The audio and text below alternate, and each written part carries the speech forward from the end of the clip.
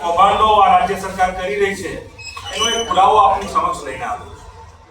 ગુજરાત રાજ્યના બોર્ડરના રાજસ્થાનને અડીને બે જિલ્લા સાબરકાંઠા અને અરાવલી, જેના સાતસા બંને જિલ્લાના એટલે કે એના જેટલા કમ્યુનિટી સેન્ટર છે, મેઘરજ, બાયડ, માલપુર, મોડાસા, શામળાજી, ધનસુરા, ભિલોડા, પોશીના, પ્રાંતિ, તલોદ, વડાલી, હિંમતનગર, ખેડબ્રહ્મા, આ બધાના જે ગુજરાત ડાયાલિસિસ પ્રોગ્રામ હેઠળ, જીડીપી પ્રોગ્રામ હેઠળ જે ડાયાલિસિસ કરવાની જે સંસ્થાઓ હતી, જે ગુજરાત રાજ્યની સરકાર દ્વારા, ગુજરાતની હોસ્પિટલો દ્વારા કરવામાં આવતું હતું, એને ખાનગી સંસ્થાને ફાળવી.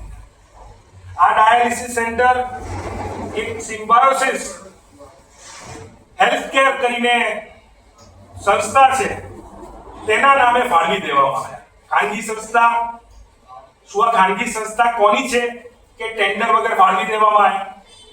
સીધો એમઓયુ ગુજરાત રાજ્યના આરોગ્ય વિભાગે આ સંસ્થા જોડે કરી અને 14 જેટલા ડાયાલિસિસ સેન્ટર, જેનું આખું ઇન્ફ્રાસ્ટ્રક્ચર ગુજરાતની જનતાના પૈસે બનેલું છે, જેને કહી શકાય કે એનું બિલ્ડિંગ ગુજરાતની જનતાના પૈસે બનેલું છે, કે ડાયાલિસિસ માટેના જે મશીન ઇન્ફ્રાસ્ટ્રક્ચર આવે, જેને કહી શકાય કે 4 કરોડ 20 લાખથી પણ વધુ કિંમતના મેડિકલ ઇન્ફ્રાસ્ટ્રક્ચર, મશીનથી લઈને દરેક બાબત સુધી, એની વ્યવસ્થા ગુજરાત સરકાર કરશે. ડોક્ટરની સુવિધા આપવાનું કામ ગુજરાત સરકાર કરશે અને માત્ર કમાણી કરવાનું કામ આ ખાનગી સંસ્થા કરશે.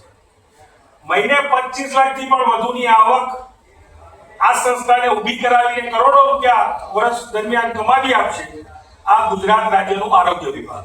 ગુજરાત રાજ્યના આરોગ્ય મંત્રીશ્રીને પૂછવું છે કે આ સિમ્બાયોસિસ હેલ્થકેર નામની સંસ્થા કોની છે કે તમે જેમાં એમઓયુ કરો છો એ એમઓયુમાં પૂરતું એડ્રેસ પણ નથી લખતા. સિમ્બાયોસિસ હેલ્થકેર ફાઉન્ડેશન નવરંગપુરા, આ ગુજરાતના લોકો એ સંસ્થાને શોધવા નવરંગપુરામાં ક્યાં પડે?